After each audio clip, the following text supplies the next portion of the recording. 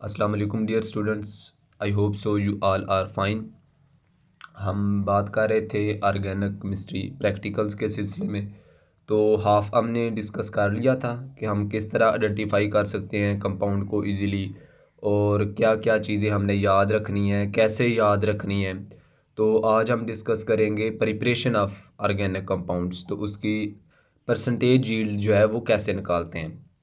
तो देखें, सबसे पहले आपने जितनी भी सिंथेसिस की हैं ना, 8 की हैं 9 की हैं, आपको बेटे उनकी बैलेंस्ड केमिकल इक्वेशन आनी चाहिए। यानी कि ये जैसे बैलेंस्ड केमिकल इक्वेशन लिखी है ना, तो हो सकता है कि इधर कोई ऐसी भी इक्वेशन होगी जिसमें इधर 2 आएगा, यानी कि इसका अगर 1 मोल मिलता है हम लें तो इधर 2 मोल बनेगा। कोई ऐसी भी होगी जिसमें इधर 3 मोल आएगा, तो इधर 3 लिखा होगा, इधर 2 लिखा होगा। तो आपको बैलेंस्ड केमिकल इक्वेशन आनी चाहिए। अब इसमें देखें कोई मोल भी नहीं है, इसका मकसद क्या है कि इसका एक मोल मिलके सैलिसाइलिक एसिड का एक मोल हमें मिथाइल सैलिसाइलेट दे देता है। क्योंकि हमारे पास प्रैक्टिकल क्या आया कि prepare and calculate percentage yield of salicylic acid और मिथाइल सैलिसाइलेट, और मिथाइल सैलिसाइलेट को हम ऑयल ऑफ विंटर ग्रीन भी कहते हैं। ये वाइवा पॉइंट ऑफ व्यू से बहुत इंपॉर्टेंट है कि मिथाइल सैलिसाइलेट को हम क्या कहते हैं, इसका दूसरा नाम ऑयल ऑफ विंटर ग्रीन है। अब देखें, हमने एक मोल इसका लिया और इसका एक मोल ही हमें मिल गया। मैं आपको बात ये बताना चाह रहा हूँ कि कोई ऐसे भी रिएक्शंस होंगे जहाँ पे हम इधर 2 मोल लेंगे तो हो सकता है इधर 1 मोल मिले। तो बैलेंस्ड केमिकल इक्वेशन आपको ज़रूर आनी चाहिए। अब जो एक मोल होता है सैलिसाइलिक एसिड का, वो किस चीज़ के बराबर होता है, 138.12 ग्राम। तो अब ये हम निकालते कैसे हैं, एक्चुअली एटॉमिक मास पुट करते हैं हम सबका। अब कार्बन का होता है 12, ऑक्सीजन का होता है 16 जमा 16 जमा 1। अब इधर भी जमा 16 जमा 1, इन सबको जमा किया। अब इधर आपको पता है कार्बन होगी तो 12 जमा 12, इधर कार्बन होगी जमा 12, तो साथ हाइड्रोजन भी होगी क्योंकि एक कार्बन 4 बाड बनाता है। तो हाइड्रोजन का भी एक पुट करना है 1.008। तो इधर भी आपको पता है कार्बन होगी साथ हाइड्रोजन, तो 12 1.0। तो इन सब का जब हम एटॉमिक मास जमा करते हैं तो वो हमारे पास इतना आता है। तो ये आपको ज़ुबानी याद रखना है, ठीक है। तो उस वक्त तो कैलकुलेट करते हो सकता है आपको मिस्टेक कर दें, तो आपको हर केमिकल इक्वेशन का याद रखना है कि इसका हम जब इतना पुट करते हैं तो हमें मिथाइल सैलिसाइलेट का इसका जो मोलर मास आता है वो इतना मिलता है, ठीक है। थ्योरेटिकल यील्ड होती है वो वाली यील्ड जो बैलेंस्ड केमिकल इक्वेशन से हम निकाल सकते हैं, ठीक है। बैलेंस्ड केमिकल यानी कि वो वाली चीज़ जो हमें मिलनी चाहिए इतनी होनी चाहिए, ठीक है। कितनी होनी चाहिए, अगर हम इसके इतने ग्राम पुट करें ना तो हमें मिथाइल सैलिसाइलेट के इतने ग्राम मिलने चाहिए। तो अगर मैं इसके इतने ग्राम पुट करूं तो इतने मिलते हैं। तो अगर मैं 1 ग्राम इसका लूं, यानी कि सैलिसाइलिक एसिड का मैं 1 ग्राम लूं, तो ये वाली चीज़ उधर जाकर डिवाइड हो जाएगी। इसका मतलब है कि मुझे इतने ग्राम मिलने चाहिए। अगर मैं 138.12 ग्राम लेता हूँ ना सैलिसाइलिक एसिड के, तो मुझे 152.14 ग्राम मिलते हैं। तो अगर मैं 1 ग्राम लूँ ना सैलिसाइलिक, इन चीज़ों को आपने इग्नोर कर देना है। मेथनॉल को H2O को याद आपने बैलेंस्ड केमिकल इक्वेशन में रखनी है, लेकिन ये परसेंटेज यील्ड में काम नहीं आएंगी। तो अगर मैं इसका 1 ग्राम लूँ इसकी बजाय, तो मुझे क्या है कि इतना मिथाइल सैलिसाइलेट मिलना चाहिए, ठीक है। तो ये मेरी क्या आ गई, थ्योरेटिकल यील्ड आ गई। अब क्या है कि अगर ज़रूरी तो नहीं है कि मैं इसका 1 ग्राम ही लूँ। अब हो सकता है कि मैं कहता हूँ कि मैंने इसके 4 ग्राम लेने हैं, ये आपकी अपनी चॉइस होती है, ठीक है। इजीली आप जितने का कर सकते हैं। तो फिर आपने क्या करना है, बैलेंस्ड केमिकल इक्वेशन से आपको पता है कि ये इतने बनाते हैं, तो एक क्या करेगा, ये उधर जाके डिवाइड हो जाएगा। तो ये 1 ग्राम अगर हम इसका लें तो वो इतने बनाता है। तो मैं कहता हूँ मैंने 1 ग्राम नहीं लेना, मैंने 4 ग्राम लेना है। तो अब 4 को इधर भी मल्टीप्लाई कर दें, इधर भी मल्टीप्लाई कर दें। इसका मतलब क्या है कि जब आप 4 ग्राम सैलिसाइलिक एसिड के लेंगे, तो जब आप 4 इससे मल्टीप्लाई करेंगे उतना जो है वो मिथाइल सैलिसाइलेट बनना चाहिए, उससे थ्योरेटिकल यील्ड आ जाएगी। फिर सुने, थ्योरेटिकल यील्ड कैसे आपने निकालनी है कि बैलेंस्ड केमिकल इक्वेशन है वो आपको आती हो, और आपको पता हो कि इसका जो चीज़ का हम अगर इतने ग्राम लें तो वो हमारे पास कितनी प्रोडक्ट बनती है, ठीक है। तो आप 1 ग्राम की निकाल लें। फिर आप देखें यहाँ पे मैं 1 ही ग्राम ले रहा हूँ, मैंने कहा मैं 1 ही ग्राम सैलिसाइलिक एसिड का लूँगा और मेरे पास इतनी प्रोडक्ट बन जाएगी। अगर मैं कहता हूँ मैंने 10 ग्राम लेने हैं, तो आप 10 को इधर भी मल्टीप्लाई कर दें, इधर भी आपकी थ्योरेटिकल यील्ड आ जाएगी। एक्चुअल यील्ड वो है जो आपने लैब में परफॉर्म करके निकाली है, यानी कि आपने इसका लिया 1 ग्राम, तो आपका आया इतना कि आया 1.10 ग्राम आपकी यानी कि प्रोडक्ट यील्ड आई है या नहीं आई, वो आपकी एक्चुअल यील्ड है। अब आपने प्रोडक्ट प्रिपेयर कर लिया और आपने पेट्री डिश में रख लिया है। सबसे पहले आपने क्या करना है कि फ़िल्टर पेपर का आपने वेट मेजर कर लेना है, और वो आपका एक्स हमने उसको बराबर रख लिया है और वो इतना आ गया खाली फ़िल्टर पेपर का वेट। फिर जो आपने क्रिस्टल्स प्रिपेयर किए हैं, प्रोडक्ट आपने प्रिपेयर किया है, प्रोसीजर आपको आता होगा कि आपने ये पहले चीज़ ऐड की, यानी कि इसमें हमने मेथनॉल डाला, फिर हमने H2SO4 डाला, जो भी प्रोसीजर आप देख लेंगे कि उसमें हमने इस तरह हमने प्रोडक्ट प्रिपेयर कर लिया।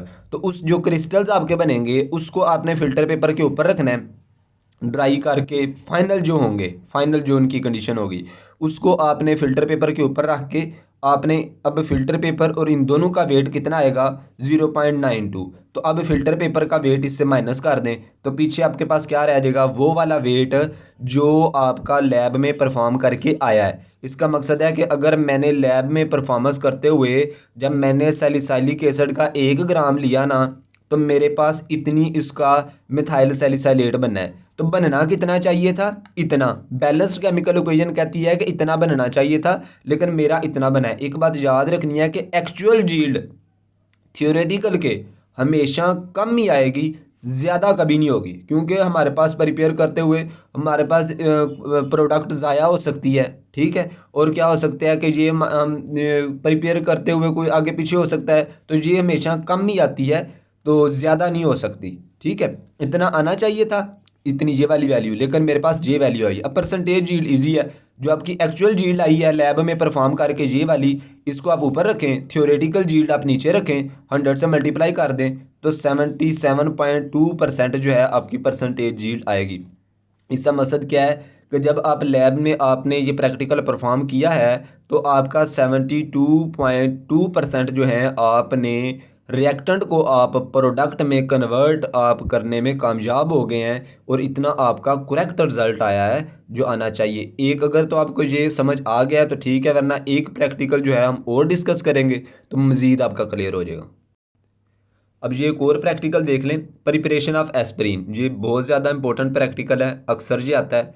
इसको हम एसिटाइल सैलिसाइलिक एसिड भी कहते हैं। ये वाइवा में ज़रूर पूछा जाता है कि एसिटाइल सैलिसाइलिक एसिड को क्या कहते हैं, कौन सी मेडिसिन आपने लैब में प्रिपेयर की है, ठीक है, उसके क्या यूज़ेस हैं। तो आपने जितनी भी प्रिपरेशंस हैं उनके आपने यूज़ेस ज़रूर याद रखने हैं। मिथाइल सैलिसाइलेट का 4-5 आपने यूज़ेस अच्छे तरीके से याद रखने हैं। एस्पिरिन के आपने यूज़ेस याद रखने हैं।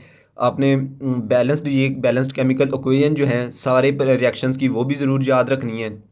तो ये बैलेंस्ड केमिकल इक्वेशन है हमारे पास, ठीक है।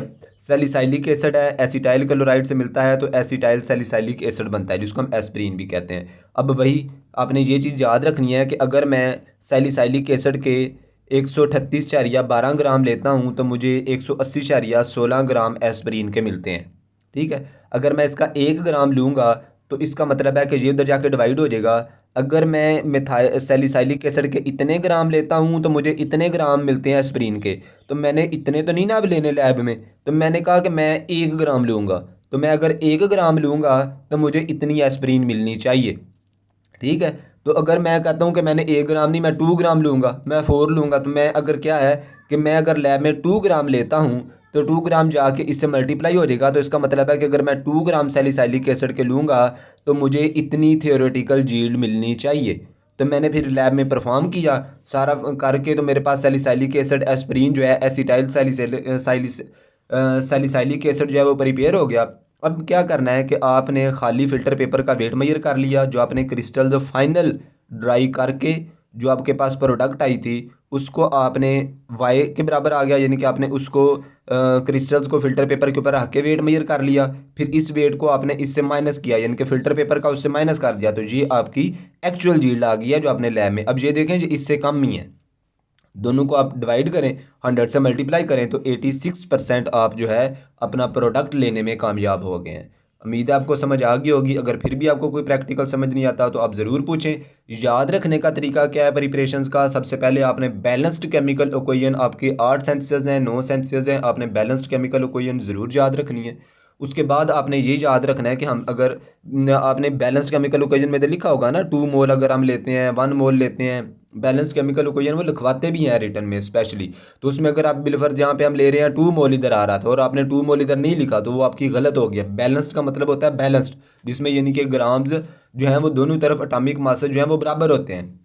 नंबर ऑफ मोल्स जो है, मोल्स ज़रूरी नहीं है लेकिन ग्राम बराबर हों, यानी कि वो इस तरीके से, यानी कि अगर यहाँ पे टोटल इस साइड पे टोटल जो कार्बन के ग्राम्स आ रहे हैं वो 50 हैं, तो इधर भी कार्बन जो है वो 50 होने चाहिए। तो इस तरीके से यानी कि इधर अगर कार्बन के एटम्स आ रहे हैं 5 तो इधर भी कार्बन के एटम 5 होने चाहिए। तो इस तरीके से हम उसको बैलेंस करते हैं क्वेश्चन को। तो इस तरीके से आपने थ्योरेटिकल यील्ड मेजर कर लेनी है, एक्चुअल यील्ड मेजर कर लेनी है, और परसेंटेज यील्ड आपने मेरी है। यूजर्स आपने याद रखने हैं, प्रिपरेशन में आपने याद रखना है कि पहले मैंने कौन सी चीज़ डालनी है, फिर मैंने कौन सी चीज़ डालनी है, एंड पे हमने उसको ड्राई करना है, किस तरीके से ड्राई करना है। तो ये भी आपको हमने ओवन में उसको रख के ड्राई करना है, उसके बाद पेट्री डिश में डाल के उसका वेट मेजर करके। Wish you best of luck.